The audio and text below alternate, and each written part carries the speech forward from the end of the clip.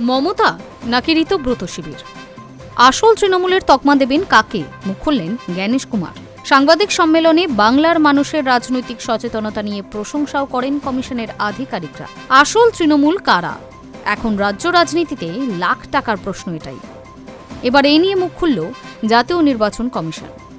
সাফ জানানো হলো বিষয়টি সাংবিধানিক। দুপক্ষের কাগজপত্র খতিয়ে দেখার পরই সিদ্ধান্ত গ্রহণ করা হবে। শুক্রবার দিল্লিতে সাংবাদিক সম্মেলনে কমিশনের তরফে জানানো হয়, আইনে যা বলা আছে সেইভাবেই সিদ্ধান্ত গ্রহণ করা হবে। শুক্রবার পর্যন্ত কালীঘাট তৃণমূলের তরফে কাগজপত্র জমা পড়লেও ঋতব্রত তৃণমূলের তরফে এখনও সম্পূর্ণ কাগজ জমা পড়েনি।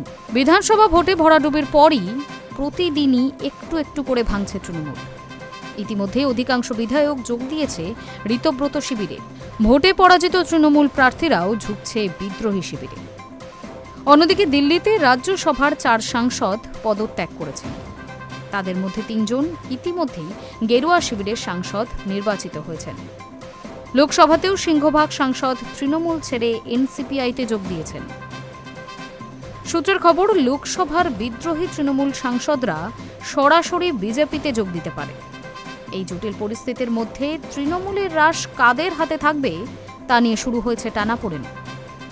এ বিষয়ে জাতীয় নির্বাচন কমিশনের কাছে জানতে চাওয়া হলে তাদের সাফ জবাব, দুপক্ষের কাগজ দেখার পরেই সিদ্ধান্ত গৃহীত হবে। আইনে যা বলা হয়েছে তার অন্যথা হবে না।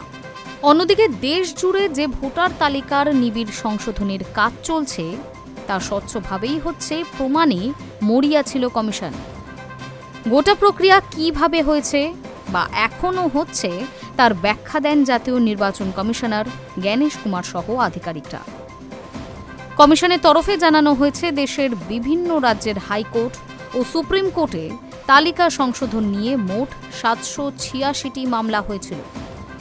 তার মধ্যে কমিশন একটি ছাড়া বাকি সবকটিতেই জয়ী হয়েছে। ফলে সংশোধন নিয়ে স্বচ্ছতায় কোনো অস্পষ্টতা ছিল না বলেই দাবি করা হয়। পাশাপাশি এবারের বিধানসভা নির্বাচনে শতাংশের হিসাবেই বাংলার ভোটাররা সর্বোচ্চ ভোটাধিকার প্রয়োগ করেছে। তা নিয়ে বাংলার প্রশংসাও করা হয় এই সম্মেলনে। বাংলার মানুষের রাজনৈতিক সচেতনতা নিয়ে প্রশংসা করেন কমিশনের আধিকারিকরা। পশ্চিমবঙ্গের বিধানসভার ভোটে গোটা পৃথিবীর মধ্যে সবচেয়ে বেশি মানুষ ভোট দিয়েছেন বলেই দাবিও করা হয়। High news network.